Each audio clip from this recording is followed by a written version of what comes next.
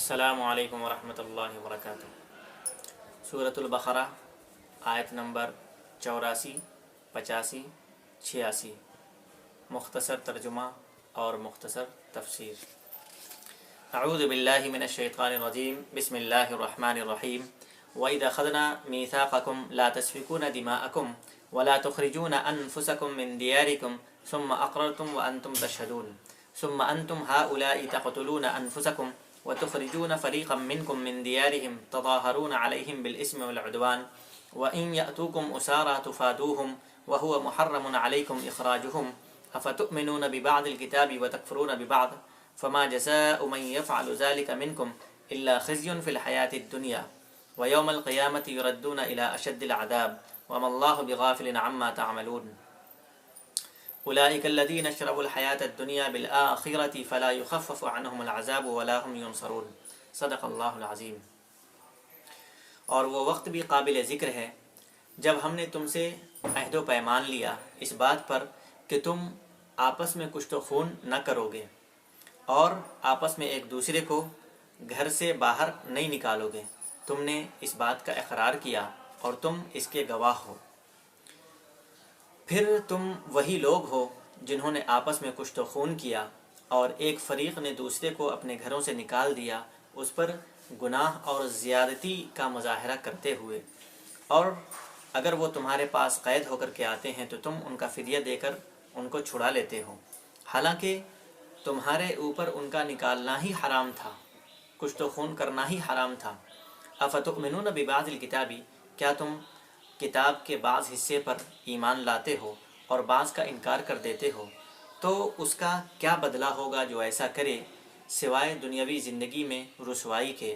اور قیامت کے دن وہ سخت عذاب کی طرف پلٹائے جائیں گے، اور اللہ رب العزت اس چیز سے غافل نہیں ہے جو تم لوگ کیا کرتے ہو۔ اولئک الذین اشتروا الحیاۃ الدنیا بالآخرۃ فلا یخفف عنہم العذاب ولا هم ینصرون۔ یہی وہ لوگ ہیں جنہوں نے دنیاوی زندگی کو آخرت کے بدلے میں خرید لیا ہے، تو ان پر نہ عذاب میں تخفیف ہوگی، نہ عذاب ہلکا کیا جائے گا، اور نہ ہی ان پر ان کی کسی طرح کی مدد کی جائے گی۔ ہم نے اس سے پہلے بھی یہ جان لیا ہے کہ جب اللہ کے باب میں عہد و پیمان کی بات آتی ہے، اخذنا میثاقکم کی بات آتی ہے، عہد و پیمان کی بات آتی ہے، تو یہ حکم کے معنی میں ہوتا ہے۔ عہد و پیمان کی بات آتی ہے تو یہ حکم کے معنی میں ہوتا ہے، یعنی اللہ نے عہد و پیمان نہیں لیا بلکہ اللہ نے حکم دیا۔ اللہ نے حکم اس بات کا دیا تھا بنی اسرائیل کو کہ آپس میں کشت و خون نہیں کریں گے، آپس میں خون ریزی نہیں کریں گے، آپس میں ایک دوسرے کو گھر سے باہر نہیں نکالیں گے، بے گھر نہیں کریں گے، سامان لوٹ پاٹ نہیں کریں گے، اور یہ کہ ایک دوسرے پر ظلم و زیادتی نہیں کریں گے۔ ان سب نے اس بات کا اقرار کیا تھا، جیسے طور پہاڑ کو ان کے اوپر رکھا گیا، لٹکایا گیا تھا اور ان سے وعدہ لیا گیا تھا، تو اس میں اس طرح کے سارے احکام تھے۔ انہوں نے اس کا اقرار بھی کیا، لیکن پھر بعد میں اس سے وہ پلٹ گئے۔ قصہ یوں تھا کہ مدینے میں یہود کی جو آبادی تھی ان کے 3 قبیلے تھے، بنو قینقاع، بنو نذیر اور بنو قریظہ، اور انصار مدینہ کی بھی ان کے بھی 2 قبیلے آباد تھے، اوس و خزرج۔ تو اوس و خزرج میں ہمیشہ آپسی لڑائی چلی آتی تھی، ان دونوں کی آپس میں ہمیشہ ٹھنی رہتی تھی، اور یہ تینوں قبیلے ایک دوسرے کے حلیف تھے۔ بنو قینقاع اور بنو نذیر تو خزرج کے حلیف تھے، اور بنو قریظہ اوس کے حلیف تھے۔ تو جب ان دونوں کی جنگ ہوتی تھی اوس و خزرج کے درمیان، تو یہ دونوں بھی اپنے اپنے حلیف کا، یہ لوگ بھی اپنے حلیف کا ساتھ دیتے، ان کو مارتے اور مرتے۔ ان میں سے جب جو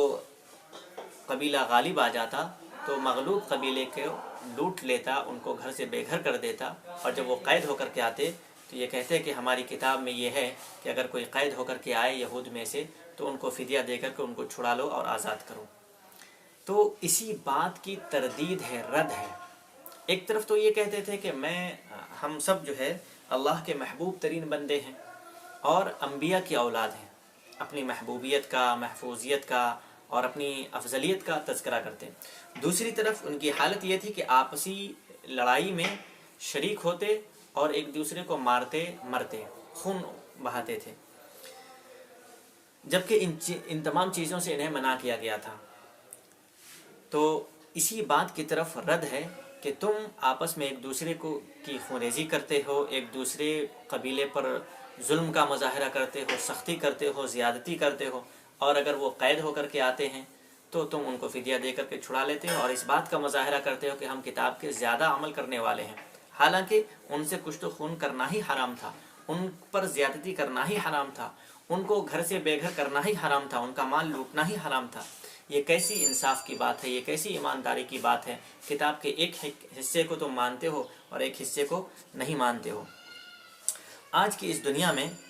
ہم اگر اس دنیاوی زندگی کو سمجھیں آج کے دور میں، تو آج کے دور کی بات یہ ہے کہ ایک انسان شراب پیتا ہے، جھوٹ بولتا ہے، چوری کرتا ہے اور نماز کو اچھی چیز سمجھتا ہے، لیکن اگر اسی کے مقابلے کی جو حرام چیزیں ہیں ان سے کہا جائے کہ جیسے خنزیر کا گوشت کھا لو، کتے کا گوشت کھا لو، تو وہ اسے ناپسند کرے گا، کراہت کرے گا۔ حرام ہونے میں دونوں برابر ہیں۔